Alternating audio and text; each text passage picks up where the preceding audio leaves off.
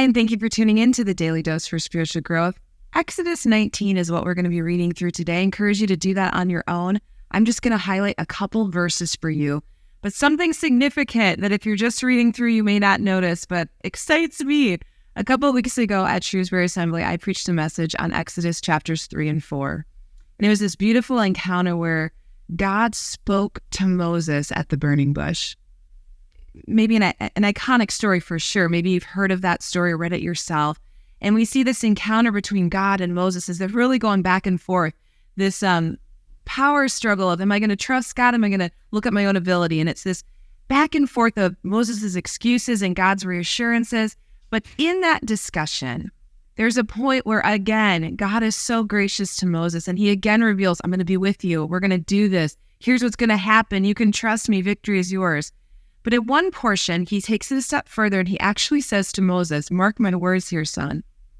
You will meet me on this mountain again when the people have been delivered.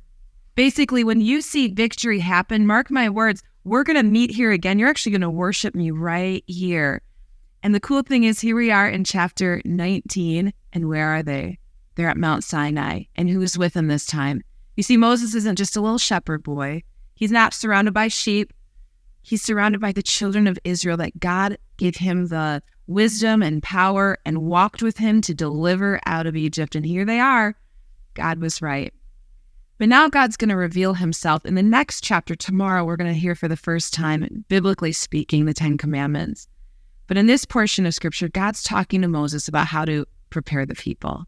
I want to read to you starting in verse 9 of chapter 19. It says, Then the Lord said to Moses, I will come to you in a thick cloud, Moses, so the people themselves can hear me when I speak with you. Then they will always trust you. You see, up until this point, you could really say that God's conversations with Moses were private.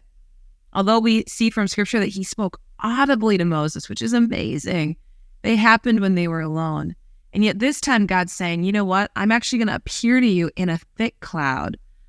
My presence will be there and the people will actually be able to hear my voice as I talk with you. It says in verse part of 9, but going into 10, Moses told the Lord what the people had said. Then the Lord told Moses, go down and prepare the people for my arrival. Consecrate them today and tomorrow and have them wash their clothing. Be sure they are ready on the third day, for on that day the Lord will come down on Mount Sinai as all the people watch. And he goes into more instructions there. What challenged me as I was reading this was prepare the people to encounter me, right? God's saying, I'm coming to meet with them, prepare them. And as a pastor, that's the cry of my heart, is that I want myself to be prepared for those interactions with the Lord. Now, crazy as you read through this, as he just said, clean their clothes, make sure they're pure. Like, the amazing thing through Jesus Christ is that we are made clean in God's sight.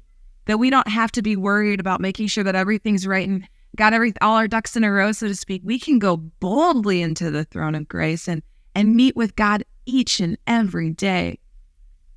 So it's different than the people then. And yet I love the expectancy that Moses was instilling in them. Hey, this is a holy moment. You see, some of us have, this isn't a word, but I'm going to make it up and hopefully you'll understand, casualized. I don't think that's a word. We've made it so casual, our interactions with God. And don't get me wrong. I want you to talk to God as your very best friend, right? We don't want it to be that it's just all formal. However, I believe in today's culture, have lost the reverence for God, the awe of God, the fear of God, the respect of God at times. And so we can learn from how the Israelites are taught to honor and revere God. And we can be challenged by that today, can't we?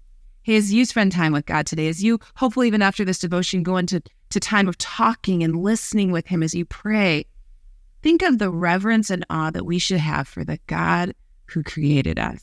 Hey, thank you so much for tuning in today, and I hope to see you again tomorrow for another Daily Dose for Spiritual Growth.